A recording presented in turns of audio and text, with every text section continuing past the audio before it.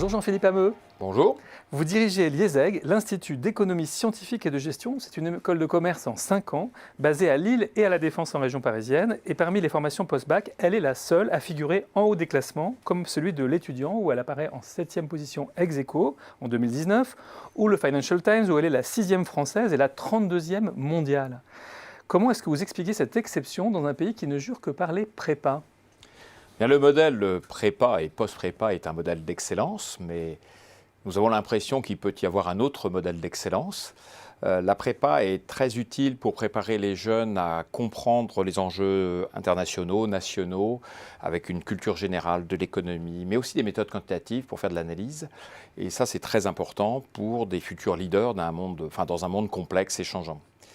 Il nous semble qu'on peut faire aussi bien, voire peut-être mieux, sur 3 aspects qui concernent l'enseignement supérieur, les savoirs, les savoir-faire et le développement personnel, puisqu'en matière de savoir, avec les 5 années, on peut non seulement cultiver de manière approfondie et les méthodes quantitatives, et l'économie, et la sociologie, et l'histoire, autant de disciplines générales, mais aussi du marketing, de la stratégie, de la finance, des ressources humaines et l'ensemble des disciplines du management de façon approfondie.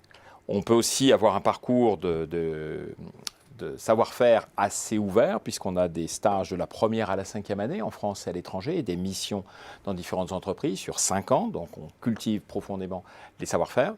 Et les soft skills, ou le développement des aptitudes comportementales, 5 années pour les développer, c'est très utile, la créativité, l'ouverture d'esprit, la capacité d'adaptation, la capacité à travailler en équipe, l'interculturel, et effectivement, on aboutit à des résultats très intéressants. Donc c'est une formation que je qualifierais d'équilibrée, exigeante, mais qui plaît beaucoup aux étudiants et aux entreprises.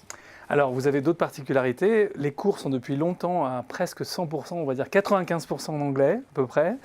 Et puis, vous mettez beaucoup l'accent sur la recherche. Vous êtes très bien noté en recherche. Est-ce que ces choix ont été distinctifs? Est-ce que c'est ça qui fait la différence? C'est vrai que l'international, avec les cours en anglais, a été un booster de l'école.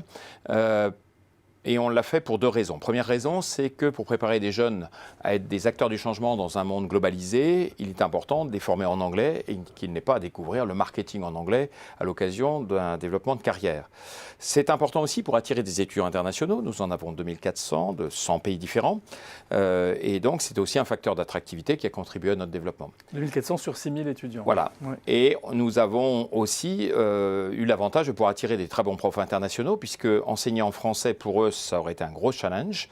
Et nous sommes 3e mondiaux pour le pourcentage de professeurs internationaux d'après le FT. Et donc, ça a été un élément pour capter de très bons professeurs. Et donc aussi de la recherche par ces enseignants-chercheurs-là, en fait. Exactement. Là, on boucle. C'est dans notre ADN, puisque nous avons un laboratoire CNRS depuis 1985, nos collègues d'HEC depuis un peu moins longtemps, mais on est peu d'écoles de commerce à faire de la recherche approfondie. Nous ne faisons pas cela pour faire beau dans le paysage, pour les classements ou pour les accréditations internationales que nous avons d'ailleurs. Si nous faisons de la recherche, c'est d'abord parce que nous préparons des jeunes qui doivent, comme je l'ai dit, être des acteurs du changement et donc doivent non pas connaître les vieilles recettes du management, mais ce qu'il y a de plus actuel, de plus pointu, et en stratégie, et en finance, et en marketing, et dans chaque domaine. Et les professeurs qui, chez nous, contribuent à cette création de connaissances sont ceux qui vont leur apprendre, et donc ils vont être à la pointe de cette discipline où les défis sont considérables dans notre société et dans les entreprises. J'ajouterai une petite chose, c'est que recherche internationale sont des points forts, mais le point le plus fort de l'école, c'est peut-être la pédagogie et le parcours étudiant dans l'école. Il y accorde beaucoup d'importance. Ainsi, par exemple, le journal étudiant qui fait une enquête auprès des diplômés depuis assez longtemps en termes de satisfaction nous classe régulièrement premier pour la qualité des cours et des professeurs, premier pour la qualité de l'encadrement, et premier, là, ex aequo, pour le taux de recommandation à 99% avec nos amis d'HEC et quelques autres écoles. Donc c'est un élément qui pour nous est très important. Et tout ça a un prix, même si vous n'êtes pas à but lucratif, vous êtes à but non lucratif d'intérêt général, mais d'environ 10 000 € par an. Ouais. Et ça peut être aussi une barrière pour certains étudiants. Effectivement, il se trouve que les pouvoirs publics nous subventionnent à concurrence de 3% de nos coûts. Donc il faut trouver d'autres ressources et nos frais de scolarité sont relativement élevés.